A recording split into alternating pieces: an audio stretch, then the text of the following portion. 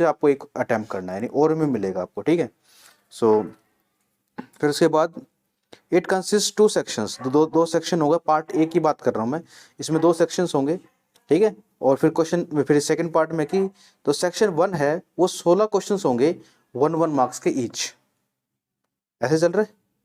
फिर उसके बाद इंटरनल चॉइस होगी, इज प्रोवाइडेड इन 5 क्वेश्चन। तो 5 क्वेश्चन में आपकी क्या रहेगी, हाँ बिल्कुल, नहीं केस स्टडी नहीं है, 5 में तो थर्ड पार्ट है ना, सेकंड में कि प्रोवाइड इन 5 क्वेश्चंस। तो थर्ड में क्या रहेगा, सेक्शन सेकंड के अंदर has 4 questions on case study, 4 question कैसे रहेंगी, केस स्टडी के रहेंगे। और फिर each case study has 5 cases, तो यानी एक क्वेश्चन में 5 पार्ट होंगे, सब पार्ट मतलब उसके सब पार्ट, ठीक है। An examinee is to attempt any 4 out of 5 sub part, तो 5 में से 4 ही आपको क्या करने हैं, अटेम्प्ट, कोई भी 5 आप कोई भी 4 आप अटेम्प्ट कर सकते हो। देन पार्ट बी में सेक्शन थर्ड, ठीक है, उस सेक्शन थर्ड में क्वेश्चन 21 से लेके 26 तक जो है very short answer type questions रहेंगे। तो अभी थोड़ा हम डिस्कशन कर रहे हैं क्वेश्चन पेपर के बारे में। सो 2 मार्क्स के रहेंगे, ठीक है, यानी 21 से लेकर 26 तक 2-2 नंबर के, ठीक है। और 27 से लेकर 33 के 3 मार्क्स के, और 34 से लेकर 36 तक 5 मार्क्स के ईच, ओके। और internal choice is provided in 2 questions of 2 marks, 2 marks के जो है ना, कोई भी 2 क्वेश्चंस के अंदर आपको चॉइस मिल जाएगी। चॉइस कैसे, ये नहीं कि 6 में से 4 करने, नहीं, वो 6 क्वेश्चन होंगे पर एक क्वेश्चन में आपको और में आ जाएगा, तो आपको वहां से करना है, ठीक है। 2 questions of 3 marks and 1 question of 5 marks, यानी 5 मार्क्स में एक क्वेश्चन में आपको चॉइस मिलेगी, और 3 मार्क्स में 2 क्वेश्चन में क्या मिल जाएगी, चॉइस मिल जाएगी, ठीक है। तो सिंपल सी बात है, क्या है कि 2 सेक्शन है, सेक्शन ए और सेक्शन बी, और सेक्शन ए के अंदर जो है 20 क्वेश्चन है हमारे पास, इसमें 16 क्वेश्चन तो टिक वाले हैं, और 4 क्वेश्चन क्या है, केस स्टडी है, यानी आपको कुछ कहानी बना के दी जाएगी, उसमें आपको 4 क्वेश्चन में करना है, उसमें 5 पार्ट है जिसमें आपको 4 पार्ट अटेम्प्ट करने हैं। फिर उसके बाद सेक्शन बी में 21 से 26 तक 2 मार्क्स के क्वेश्चन होंगे, एंड फिर उसके बाद जो आपका क्या रहेगा, फिर ऐसे जो है 3 मार्क्स के रहेंगे, और फिर उसके बाद 5 मार्क्स, ठीक है। सो हम पेपर स्टार्ट कर लेते हैं। तो फर्स्ट पेपर है हमारा ये। सो सेक्शन 1 तो करते हैं, तो पहला क्वेश्चन है, तो फर्स्ट क्वेश्चन क्या है तो देख लेते हैं एक बार। फर्स्ट क्वेश्चन क्या है कि right the value of coat square theta minus 1 by sine square theta. ये आपकी स्क्रीन पे क्वेश्चन आ गया होगा, ठीक है। सो कैसे करेंगे इसको, सो क्वेश्चन नंबर 1 है, सो राइट द, तो मैं लिख लेता हूँ coat square theta minus 1 by sine से साइन स्क्वायर थीटा, क्या है, साइन स्क्वायर थीटा, ठीक है। सिंपल है, सॉल्यूशन कैसे करोगे आप इसका, coat square theta minus 1 by sine square theta कितना होता है भाई, कोसिकेंट स्क्वायर थीटा होता है, इसका फॉर्मूला पता ही आपको, coat square theta minus cosecant square theta कितना होता है 1, तो दिस इज द आंसर, ठीक है। आपने 8.3 में जो आपने आइडेंटिटीज करी हैं, तो उस आइडेंटिटीज के अंदर जो है फॉर्मूले हैं ये हमारे पास, कि क्या है, cot square theta is equals to, तो यहाँ पर आ गई कोसेक स्क्वायर थीटा प्लस 1, ये आपका आइडेंटिटी यहाँ पर यूज हो रही है। 3 आइडेंटिटीज आपने पढ़ी होंगी, उनसे आइडेंटिटी यूज होगी, क्लियर है। अभी करते हैं नेक्स्ट करते हैं। सो अगला क्वेश्चन आपको स्क्रीन पर दिखाई दे रहा होगा, ठीक है, you can go for that. Then next question, इसका और पार्ट का ही है, तो हम एक ही पार्ट नहीं छोड़ेंगे, तो इसका और पार्ट है, तो फर्स्ट पार्ट का और पार्ट करते हैं हम लोग। तो इसमें क्या है कि भाई k+1 is equals to second square theta then 1 plus sine theta and 1 minus sine theta. लो जी, ये सवाल है, तो इसको करते हैं हम लोग सॉल्यूशन। कितना आएगा, x+1 सेकेंड स्क्वायर थीटा, कौन सी आइडेंटिटी लग जाएगी इसमें, याद देखो कौन सी आइडेंटिटी लग जाएगी, a प्लस बी और a माइनस बी, बहुत बढ़िया। तो क्या लग जाएगी भैया, a plus b a minus b, तो क्या फॉर्मूला बनेगा, a square minus b square, तो बस यहाँ लगा दो। तो यहाँ पर a कौन है 1, तो कितना हो गया, तो यहाँ बड़ा ब्रैकेट ले लेते हैं, छोटा ब्रैकेट, तो 1 का square minus sign square theta, हो गया, समझ में आ रहा है ना। अब क्या करोगे, k+1 is equals to second square theta, ये कितना बन जाएगा, कोस स्क्वायर थीटा। कैसे, आपको पता है, देखो मैं यहाँ करके दिखाता हूँ। Sine square theta plus cos square theta equals to कितना होता है 1। और हम यहाँ क्या, हमें क्या चाहिए 1 माइनस साइन स्क्वायर थीटा। तो साइन स्क्वायर थीटा को इस तरफ ले जाऊंगा तो प्लस का तो क्या हो जाएगा माइनस का, तो 1 माइनस साइन स्क्वायर थीटा। ठीक है, और फिर मैंने क्या लिख दिया इसको 1 माइनस साइन स्क्वायर थीटा, क्या लिख दिया कोस स्क्वायर थीटा। ओके, अभी याद करो सीकेंट स्क्वायर थीटा क्या होता है, कितना होता है 1 बाई कोस स्क्वायर थीटा, और ये कितना होता है कोस स्क्वायर थीटा। कैंसल आउट हो गया, कितना आ गया 1 आ गया, यहाँ प्लस का इधर आकर तो 1 माइनस 1 कितना हो गया, क्या आंसर आ गया। नॉर्मल सी बात है ना। अभी देखो जीरो, अभी आप बोलोगे सर कि भाई जीरो कैसे पॉसिबल है। अब यहाँ देखो ये कितना बन गया पूरा टोटल, ये पूरा ऐसा 1 बन गया, यहाँ के केवल क्या पुट कर दो 0, तो 1 इक्वल टू 1 आ गया, सेटिस्फाइड हो गया। ठीक है, नेक्स्ट क्वेश्चन नंबर सेकंड, आपको दिख रहा होगा ऊपर स्क्रीन के ऊपर। ठीक है, सो इन ए गिवन फिगर ओ, इन ए गिवन फिगर, तो फिगर दे रखी है भाई, तो मैं यहाँ फिगर ड्रॉ कर ले रहा हूँ, यहाँ देखते रहो, यहाँ कितना एंगल x डिग्री है। ठीक है, x डिग्री है, नाम इसको दे दिया ए पी। ठीक है, अब कहता है कि इस गिवन फिगर के अंदर the centre of a circle, the centre of a circle, O क्या है सेंटर ऑफ अ सर्कल है, if the area of the sector O A P B, O A P B, इसका जो area है is 5/36 times of किसके area of the circle. यानी मैं लिख लेता हूं क्या है ये, area of O A P B, इसका सेक्टर का एरिया किसके बराबर है 5/36 टाइम्स, टाइम्स होता है मल्टीप्लाई, किसका है एरिया ऑफ द, जो कि पाई आर स्क्वायर है। Find the value of X, हमें किसकी वैल्यू फाइंड करनी है एक्स की। तो area of sector of area कितना होता है भाई, क्या फॉर्मूला होता है theta by 360 into pi R square. ठीक है, तो थीटा कितना है एक्स है हमारे पास, ये कितना हो गया 360 pi R square, 5/36 into pi R square, तो ये पाई आर स्क्वायर से pi R square cancel out हो गया। ठीक है, कितना बच गया हमारे पास x बाई 360 इंटू में 36 डिवाइड बाई 5, ये आएगा मेरे पास। ठीक है, अब ये कितना बच गया मेरे पास, यहाँ हो गया कितना 10, और इक्वल्स टू में क्या 1 बच गया था ना, तो यहाँ कितना बच गया भाई 50, और इक्वल्स टू में क्या है 1, ये जरा कर मल्टीप्लाई में कितना डिग्री आ गया, क्लियर होगी बात, हो गया। अब करते हैं थर्ड क्वेश्चन, हो गया। Question number third, so question number third कहता है कि if the area of the 3 adjacent faces of a cuboids are x, y एंड z respectively, then find the volume of cuboid in term of x, y, z। हमें ये निकालना है, मतलब क्या कह रहा है कि भाई 3 फेसेस हैं एडजेसेंट एक दूसरे के, एडजेसेंट है, कितने फेसेस हैं एडजेसेंट 3 फेसेस, इसका एरिया दे रखा हमको। तो अगर मैं यहाँ पर फिगर बनाऊं, ठीक है, तो एक तो ये हो गया हमारे पास, दिख रहा है, ठीक है, एक कौन सा फेस हो गया हमारे पास ये, और एक जो है ये ऊपर हो गया। यानी अगर मैं वॉल्स की बात करूं तो एक तो छत हो गई और 2 वॉल्स कोई भी, ठीक है, जैसे ये 1 वॉल फर्स्ट वॉल है, ये दिख रही है ना फर्स्ट वॉल, और ये कौन सी वॉल है second, and this is the third one, first and ये वाली होगी आपके पास थर्ड, सॉरी सेकंड, और ये होगी थर्ड। ओके, सभी का एरिया कितना होता है हमें पता है किसका होता है भाई, इस छत है, छत का होता है L इंटू बी, फिर इनमें से किसी एक का होगा BH और एक का होगा HL।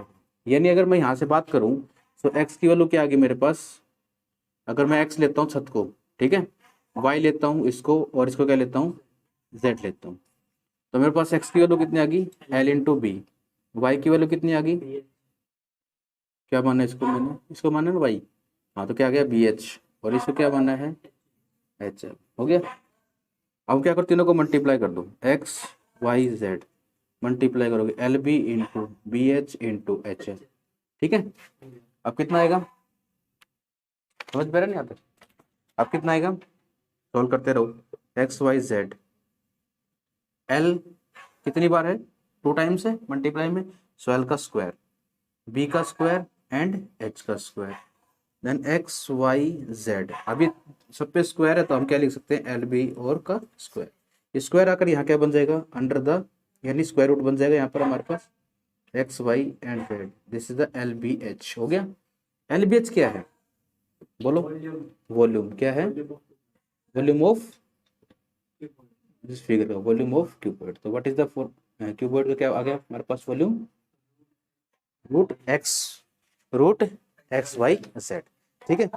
अब करते हैं क्वेश्चन नंबर 4, जो कि आपको स्क्रीन पे दिखाई दे रहा होगा। 4 इसमें क्या दे रखा है हमें कि cost of the living index and number of wheels, इसमें टेबल में दे रखा आपको, और इसके अंदर पूछ रखा कि मीडियन कैसे निकालना, तो एज यूजुअल मीडियन का फॉर्मूला क्या होता है हमारे पास, पहले उसके बाद हम क्या निकाल लेते हैं, मीडियन निकालने के सी एफ की रिक्वायरमेंट होती है, तो मैं पहले इस टेबल को ड्रॉ कर लेता हूँ, this is the cost of living, क्या है कॉस्ट ऑफ लिविंग इंडेक्स, और यहाँ पर क्या है नंबर ऑफ वीक्स, ठीक है, ओके। अब यहाँ देखो ये कितना है, 1400 से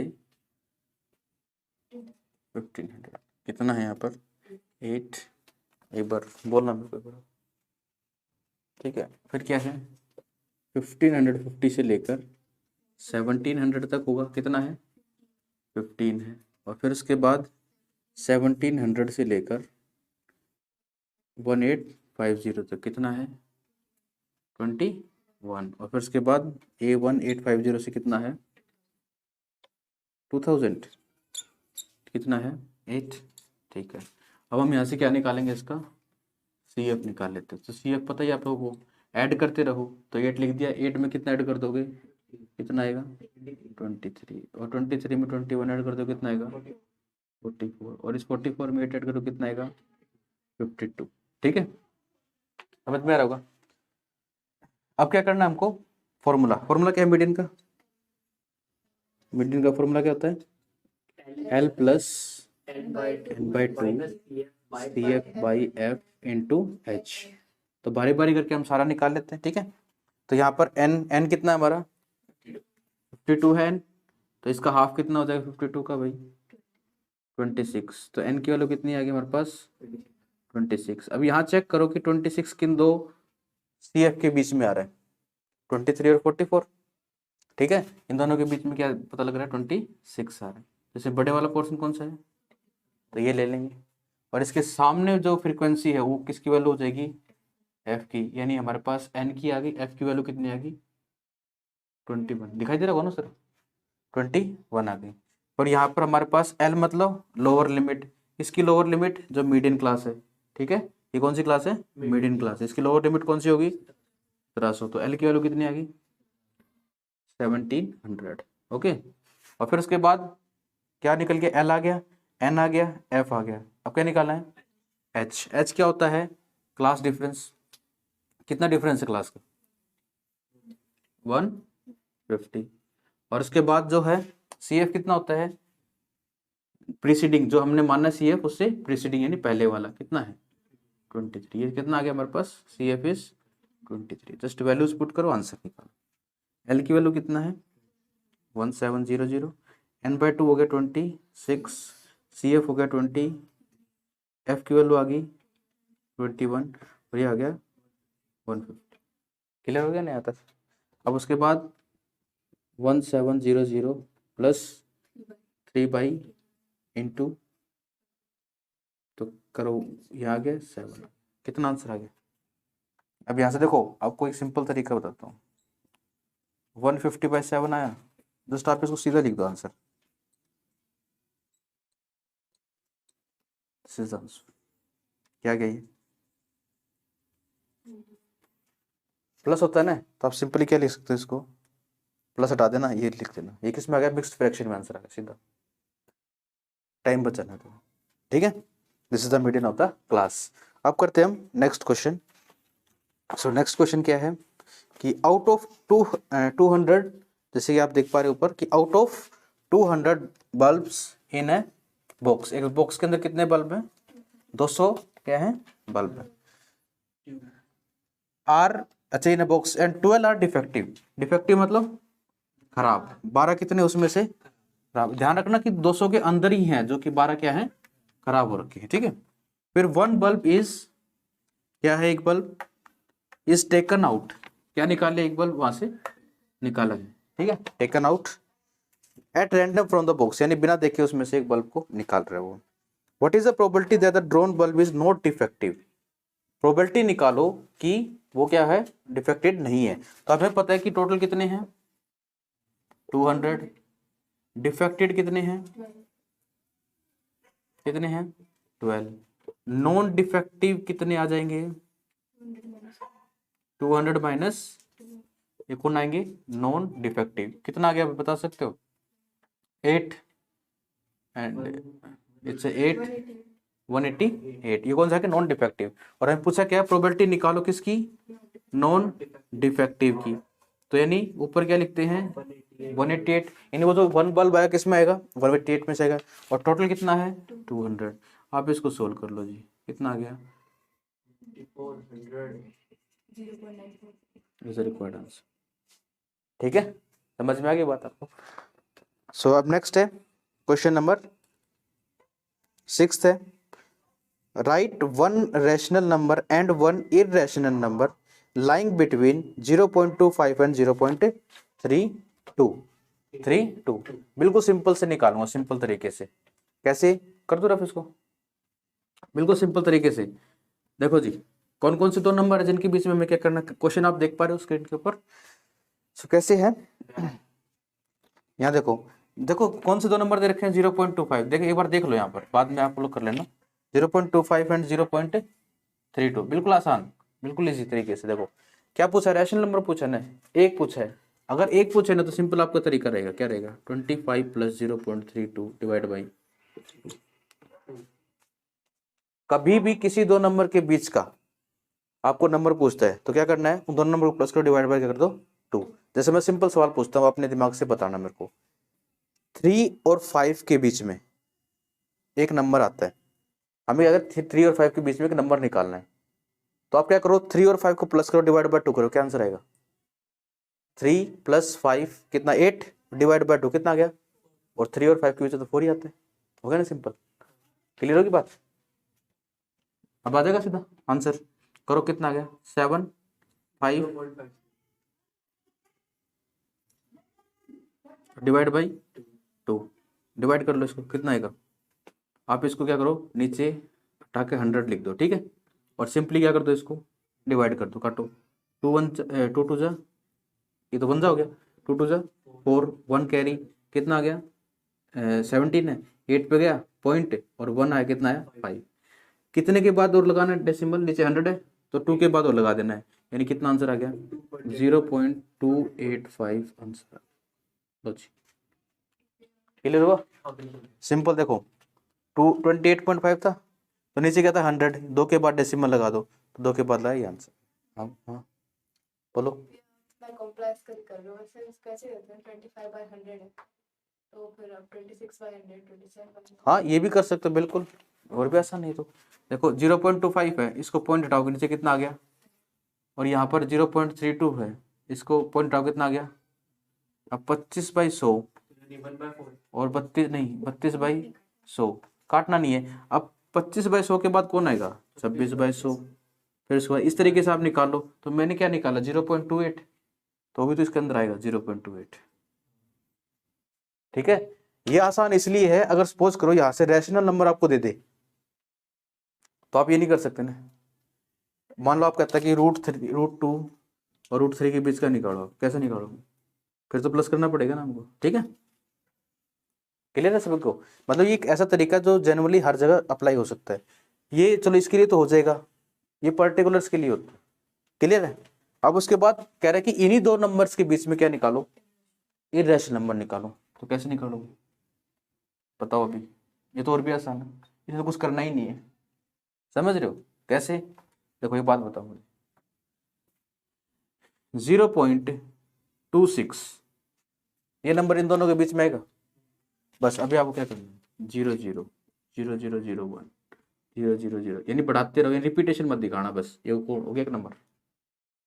समझ आएगी ना बात?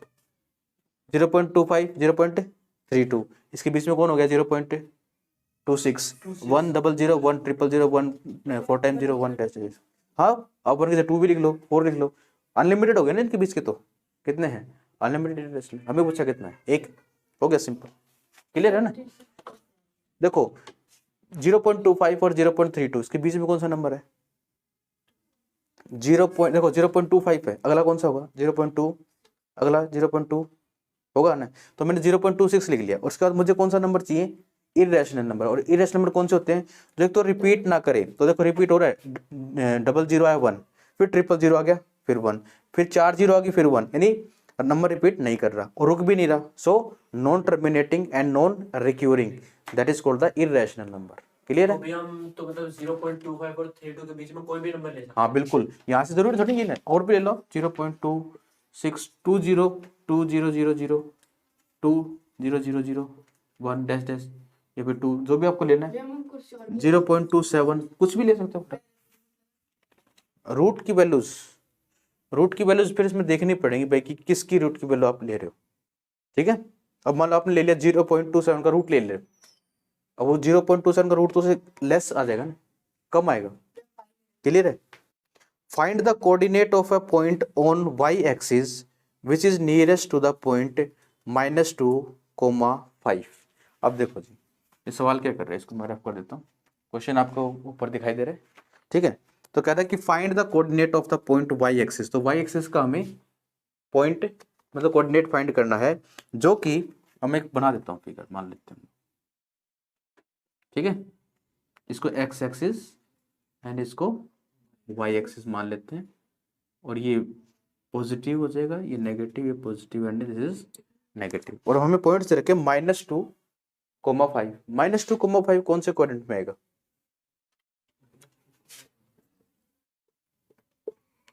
अब देखो पहले -2 है तो x एक्सिस नेगेटिव ये है, तो ये इस क्वाड्रेंट में आ जाएगा। तो इसमें कितना आएगा -2। अब देखो -2 तो ये पास में मिलेगा, और ये थोड़ा सा कितना मिलेगा,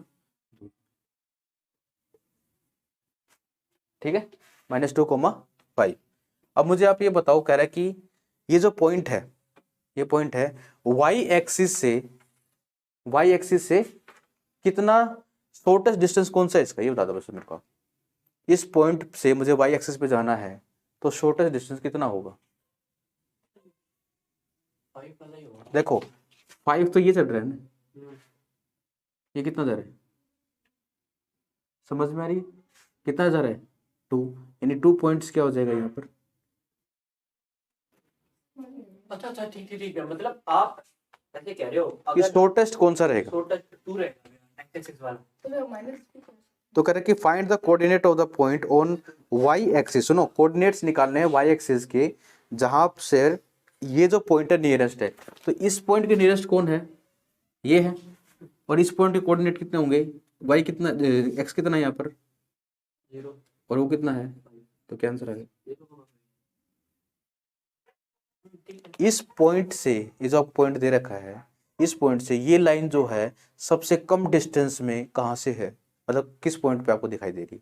अब आप मान लो इस पॉइंट से यहाँ तो डिस्टेंस ज़्यादा है, ये देखो यहाँ से आओगे डिस्टेंस ज़्यादा है, वह पर ये क्या होता है शॉर्टेस्ट डिस्टेंस है। तो जहाँ मतलब इस पॉइंट से इस पॉइंट पर ये क्या है, सबसे स्मॉलेस्ट क्या है डिस्टेंस है। तो इस पॉइंट के कोऑर्डिनेट क्या है, क्वेश्चन ने पूछा है इसके पॉइंट के कोऑर्डिनेट्स क्या है, तो क्या है कौन, क्यों इस पॉइंट पे y कितना है 5 है y तो, और यहाँ पर ये कितना है x कितना है 0। क्लियर हो गया ना? Next, in triangle ABC and DEF, देखो भाई ये देख लेते हैं।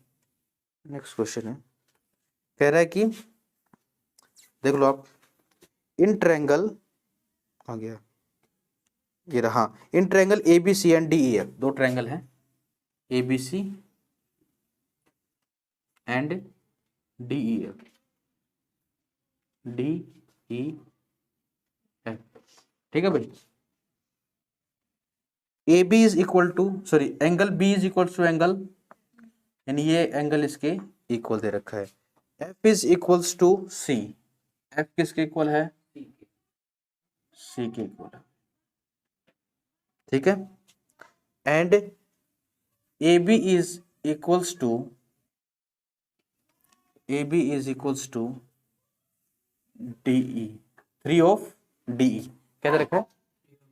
Then what can you say about the similarity and congruency of this triangle?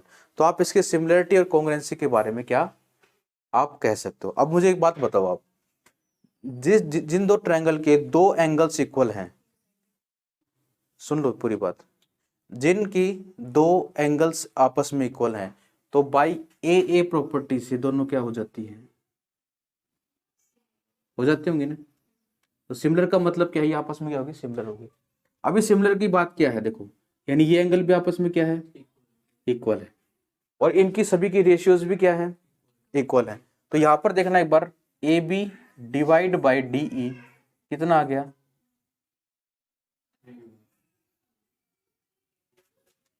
Clear हुई कुछ बात।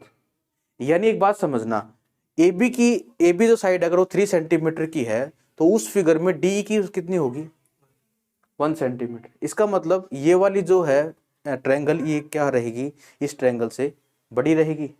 तो क्या कभी कोई बड़ी ट्रायंगल छोटी ट्रायंगल कॉन्ग्रुएंट हो सकती है, नहीं। क्यों, कॉन्ग्रुएंसी में क्या होना चाहिए, सारी साइड्स एक दूसरे से क्या होनी चाहिए, इक्वल होनी चाहिए, पर इक्वल तो है नहीं। इसका मतलब ये दोनों आपस में सिमिलर तो हैं पर कॉन्ग्रुएंट नहीं है। तो यही पूछा है कि सिमिलर और कॉन्ग्रुएंट के बारे में आप क्या कह सकते हो। तो आप बोलना कि this figures are similar by the property of A but they are not congruent because their sides are not clear हो गया ना कुछ, ठीक है। अगला सवाल, in the given figure, question number 8 का और का ऑप्शन है, ठीक है। तो इसमें कह रहा है कि इन the given figure if angle A is 90 degree, तो फिगर देख लेते हैं, आप लोगों को दिखाई भी दे रहा होगा, तो मैं फिगर ड्रॉ कर लेता हूं एक बार। तो फिगर की अगर बात करी जाए यहां से हमारे पास, ये this is 90, O A P 90 90 and it's a Q, it's a B, सब ठीक है भाई। अब कह रहा है कि if angle A is 90 degree, B is also 90 degree, and O B क्या दिख रहा है, ये रहा, O B is 4.5 centimetre, O A is 6 centimetre, and A P, where is A P, ये रहा, A P is 4 centimetre. Then what is the value of QP, क्या है, क्यूपी। अब देखो इस क्वेश्चन में ना कुछ नहीं है, सिर्फ ये कह रहा है कि पहले तो इसको सिमिलर करो और फिर उसके बाद क्या करो, इसकी जो है ना, अगर ये सिमिलर होंगी तो इसकी सारी, इस ट्रायंगल की सारी, इस ट्रायंगल की और इस ट्रायंगल की जो साइड्स हैं वो दोनों क्या होंगी, सेम रेशियो में हमें मिल जाएंगी, ठीक है। तो अब मुझे बताओ, अब आपको पता होगा कि सिमिलर रूल के लिए दो एंगल इक्वल होने क्या है, जरूरी है। तो एक तो हो गया एंगल ए कितना, एंगल बी कितने हो गए दोनों, 90 डिग्री। और अगर मैं ये लिख दूं, नहीं कोरस्पोंडिंग नहीं, वर्टिकली अपोजिट एंगल, एंगल 1 कितना हो गया, एंगल 2 से vertically opposite angle, vertically opposite angle. अगर दो एंगल अपोजिट हैं, मतलब सॉरी दो एंगल आपस में इक्वल हैं, दोनों एंगल किसके, इन दोनों ट्रायंगल्स के, means both the triangles are similar. अब देखो कैसे इसका नाम कैसे लिखना वो देखना। तो आप लिखोगे triangle A O P is similar to triangle B O P, clear है, यानी सॉरी बी ओ क्यू, क्या है, बी ओ क्यू, सही है। अब देखो यहां से ए ओ, अब यहां से देखो ए ओ का रेशियो किससे आएगा, किससे आएगा, बी ओ से, क्लियर है। AO 6 और क्योंकि सिमिलर है तो इनकी इसकी साइड और इनकी साइड का जो रेशियो है वो क्या रहेगा, इक्वल रहेगा, AO बाई BO BO। दूसरा क्या रहेगा, AP बाई, देखो AP by BQ, AP by BQ।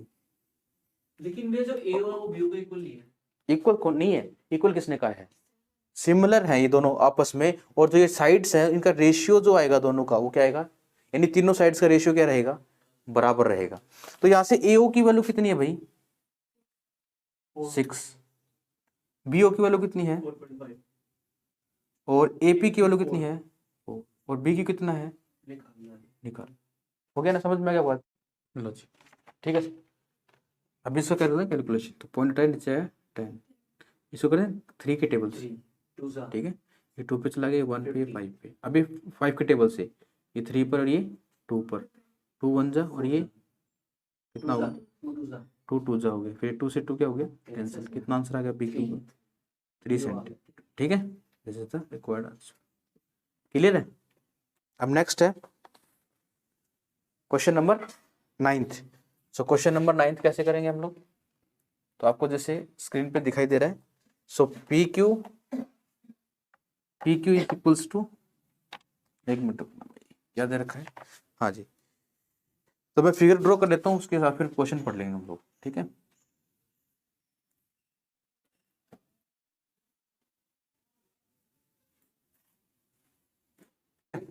अब देखो PQ is a tangent drone, PQ क्या है, एक टेंजेंट है जो ड्रॉ की गई है, यानी यहाँ कितना बनाएगा ये सबको पता है।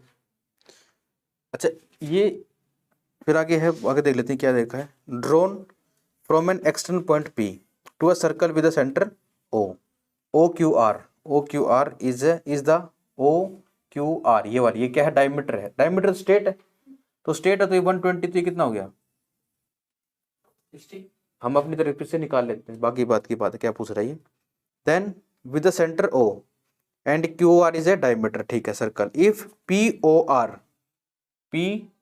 Is 120, the measure of OPQ, ये बड़ा निकल रहा है, निकल गया, निकल गया, तो 90 90 और 60 150 30, वेरी गुड, कितना आ गया 30, तो P की वैल्यू कितनी आ गई हमारे पास 30 डिग्री है आंसर, सीधा, ठीक है। तो हम नेक्स्ट लेक्चर में नेक्स्ट चीजें करेंगे, ओके, थैंक यू।